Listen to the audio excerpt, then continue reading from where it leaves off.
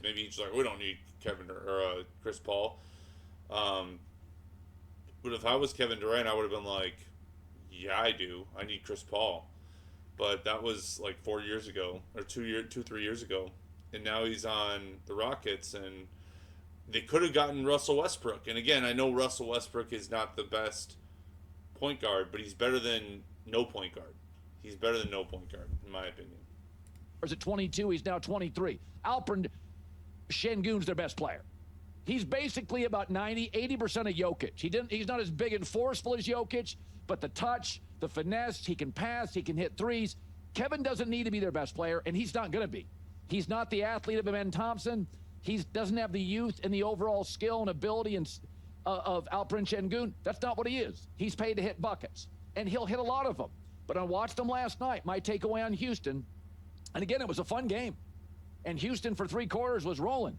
But it reminded me of the Clippers for years when they had Paul George and Kawhi Leonard.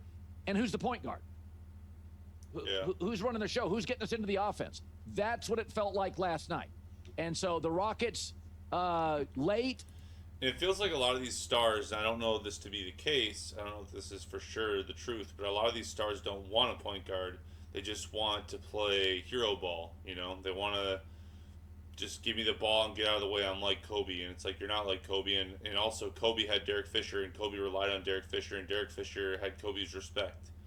So, and I mean, you also, here's the thing, you have to give it to get it, right? You have to give it to get it. You have to give respect to get respect.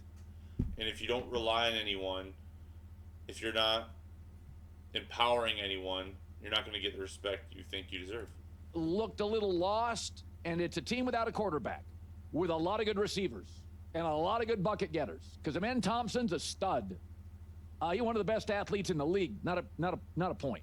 I mean, he can play it, but he's not a point. And Alperen Şengün is unbelievable. Like Jokic, he can handle the ball, but he's not a point either.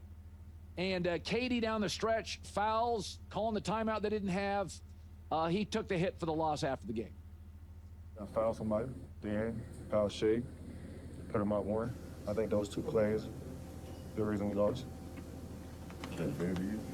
Yeah. I gotta be better. I gotta knock that free throw down. I gotta stay down, be more disciplined. So there's opportunities to get a stop, to seal a game that don't come around too often. So I gotta be take more advantage of those. Okay, meanwhile, as we predicted... Can we pause for a second? Because this guy, Colin Cowherd, who I have a ton of respect for, he always says that KD's not a leader. He always says stuff like that.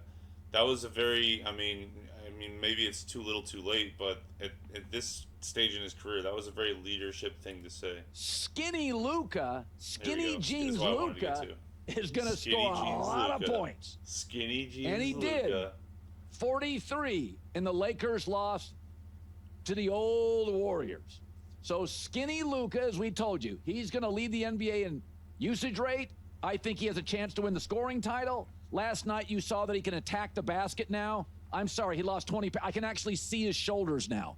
He's going to attack the rim, attack the basket. Bogus. He beats guys quicker off the dribble. So that is what we thought and what we saw. Secondly, the game, same issues the Lakers had last year, they have them this year.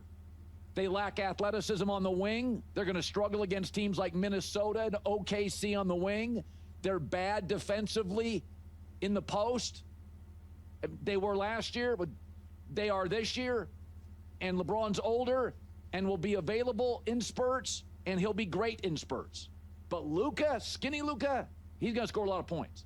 They are a top-heavy roster. Last night, Austin Reeves, who scored a lot of stuff late, and Luka combined for 69 points. Nobody else had more than 10. Okay, that's what they're going to be when LeBron doesn't play. By the way, the Warriors had 4 guys, 15 or more. So essentially the Lakers are Luka plus old LeBron plus lack of athleticism plus really lousy defending the rim. And that is not good enough in the West. No. With the T-Wolves and the Thunder and the Mavericks. I mean, the West is loaded. The Nuggets, I'm not sure who I like. I think Dallas is better than anybody has given them credit for. So, and the other thing the Lakers are, and J.J. Redick got ticked off about this, last year the Lakers were a terrible third-quarter team. And last night, despite the fact that Luka in 12 minutes had 13 points, last night they were a terrible third-quarter team. Why? This is my opinion. Because the third quarter is when you go in at half and the really smart coaches pull some levers. Let's have a good say. Well, how many levers are there to pull? They can't defend the rim. They're not athletic enough. LeBron didn't play. Heavy reliance on Luka. Ayton is not the answer, I don't think, but he's the best they're going to get right now. And the sad truth is that until LeBron is off the roster, they're not going to have any flexibility to do anything else. So LeBron opting into this contract, in my opinion, kind of screwed the Lakers, but I understand why he did it. It's just,